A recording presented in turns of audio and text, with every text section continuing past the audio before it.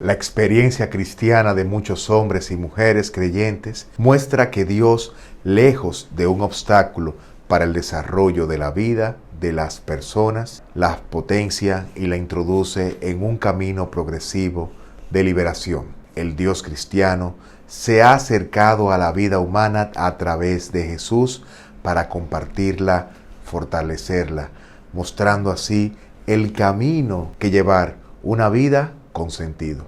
En el video de hoy, el humanismo cristiano. Acompáñenme.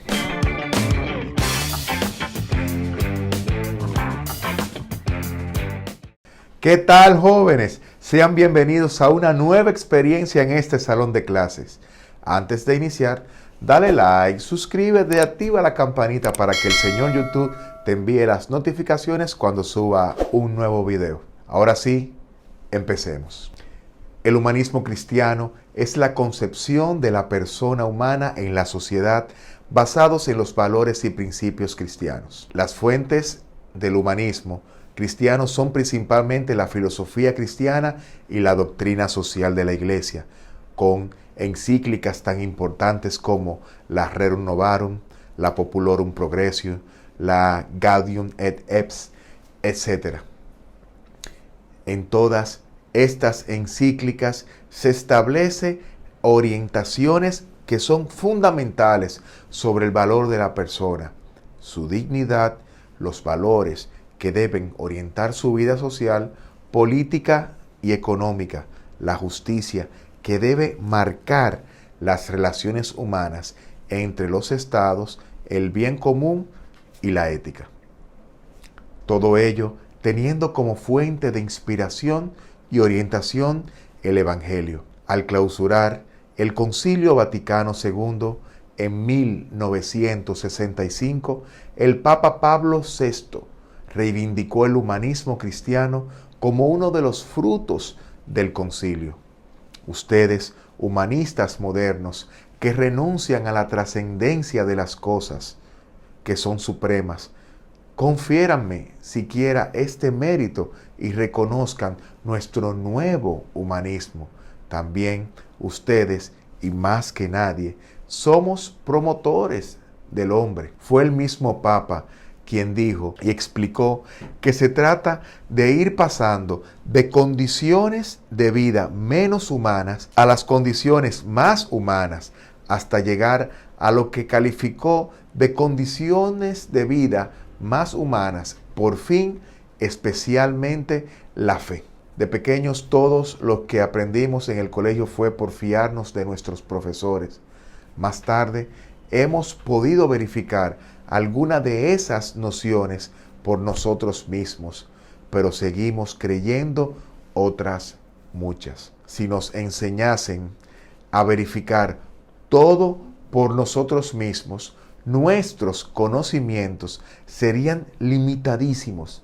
Si la ciencia pasamos a los principios esenciales que dan sentido a la vida, comprobamos que tampoco lo sabemos, pero que lo creemos individualmente. En realidad, es la fe la que hace posible que la vida humana sea digna de ese nombre. Tener fe supone una confianza original en la vida sin la cual la duda nos invadiría como una obsesión enfermiza. Lo fundamental es saber en qué o en quiénes confiamos, y esto basta para intuir que en el caso de creer en Dios, mantener una relación de fe con Él no es absolutamente extraño ni contrario a las exigencias de nuestra humanidad, sino, como decía el Papa Pablo VI, es el comportamiento más humano que cabe imaginar. Frente a los humanismos ateos de los siglos XIX y XX, que eliminan las referencias a la dimensión trascendental del ser humano, o que consideran imprescindible la negación de Dios para afirmar que la dignidad del ser humano, existe un humanismo cristiano que ha contribuido a configurar nuestra identidad cultural y que parte de los criterios evangélicos. Reconoce la existencia de una relación con Dios y afirma la dignidad del ser humano a partir de una concepción cristiana de la realidad. El humanismo cristiano afirma la centralidad del ser humano único e irrepetible, creado por Dios y por un destino trascendente. Sostiene que es imprescindible el reconocimiento de la libertad personal, pues es indisociable de la dignidad humana. Propugna la igualdad en dignidad y por lo tanto el derecho de todos los seres humanos. En el orden social ha de buscarse la justicia desde los principios de la solidaridad y la subsidiariedad. La experiencia básica que transforma el sentido de la vida del cristiano es el encuentro con la persona de Jesús.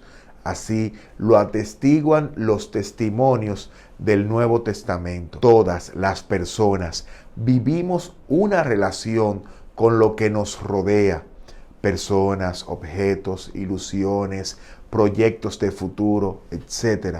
Pues bien, ese modo de vivir la relación, lo que queda transformado por el encuentro con Jesús. Él se convierte en el valor de referencia, la medida de lo humano. Y así las personas y el mundo que nos rodea se convierte en sujeto de nuestro amor desinteresado. Las personas pobres se tornan en una llamada a la solidaridad y al cambio. El futuro se convierte en el reto de construir un mundo más justo, más humano, más cristiano. Feuerbach pensaba que los creyentes, cuando se sienten impotentes, esperan con los brazos cruzados, que Dios les resuelva sus problemas. Un Dios semejante recuerda el concepto del Deus ex machina del antiguo teatro griego, que en los momentos apurados de la trama se colgaba hasta el escenario mediante un artilugio mecánico y solucionaba el problema. No es así el Dios de la Biblia, no es un padre superprotector y por tanto infantilizante. La diferencia fundamental entre el Deus ex machina y el Dios de la Biblia radica en que mientras el primero actúa desde fuera de los seres humanos, el segundo lo hace desde dentro, porque como dice San Agustín en Confesiones, es más interior que lo más íntimo mío. Esa diferencia tiene consecuencias notables. Un Dios que actúe desde afuera de los seres humanos puede sustituirlos, y eso daría la razón a Feuerbach. Cuando menos sepan o puedan los seres humanos, más importante y necesario será Dios para ellos. A la inversa, cuando más sepan o puedan los seres humanos, antes prescindirán de Dios. Si Dios actúa desde dentro de los seres humanos, lo que hace no es sustituirlos, sino potenciarlos. Dios no es una fuerza al lado de la nuestra, sino la fuerza de nuestra fuerza.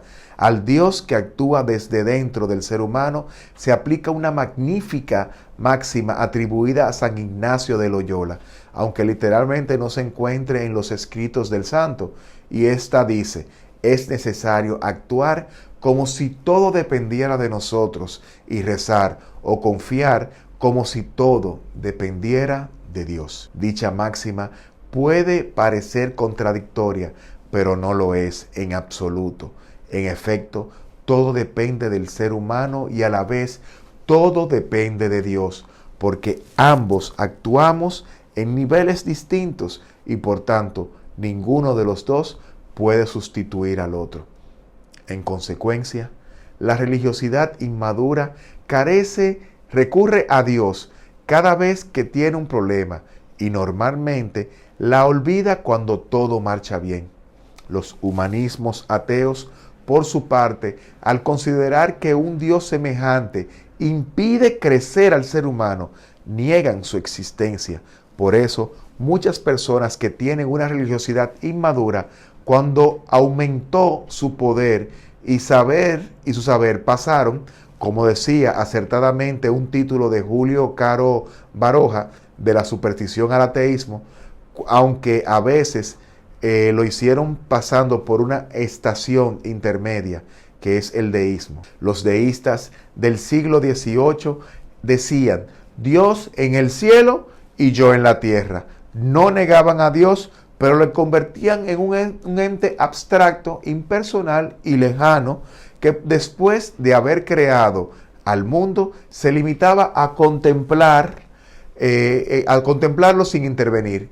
Un Dios que, según el dicho de Voltaire, reina pero no gobierna.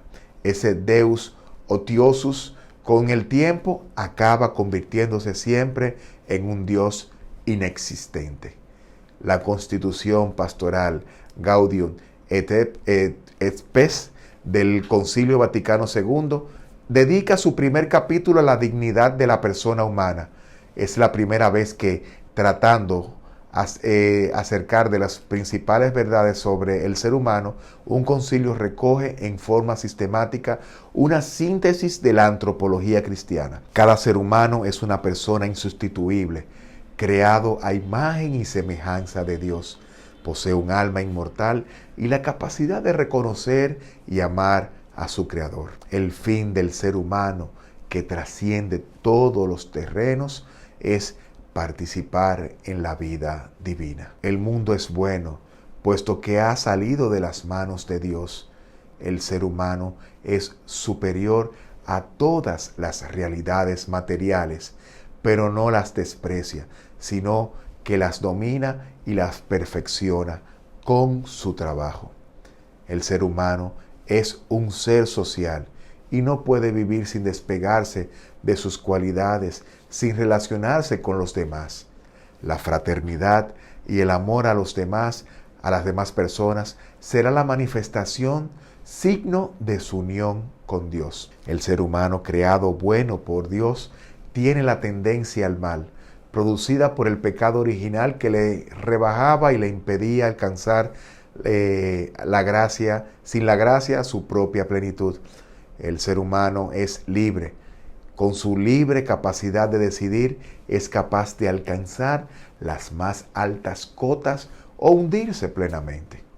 El ser humano descubre en su conciencia una ley escrita por Dios en su corazón, la llamada ley natural, que le marca el camino del bien y del mal. La dignidad del ser humano estriba en la fidelidad de su conciencia, que manifiesta el amor y la sabiduría de Dios, a la que debe cuidar para que no se desforme y caiga en el error. La muerte es el máximo enigma de la vida humana, pero no es una destrucción de la persona, sino un paso a la perfección superior, pues su alma es inmortal y alcanza su plenitud en la resurrección final. Hasta aquí nuestro encuentro de hoy.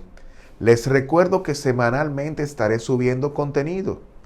Déjenme en sus comentarios sobre qué le pareció, respondan a la pregunta sobre el tema, dejen su like, suscríbanse y activen la campanita para que las notificaciones le avisen cuando suba un nuevo video. Y hasta una próxima ocasión. Bye.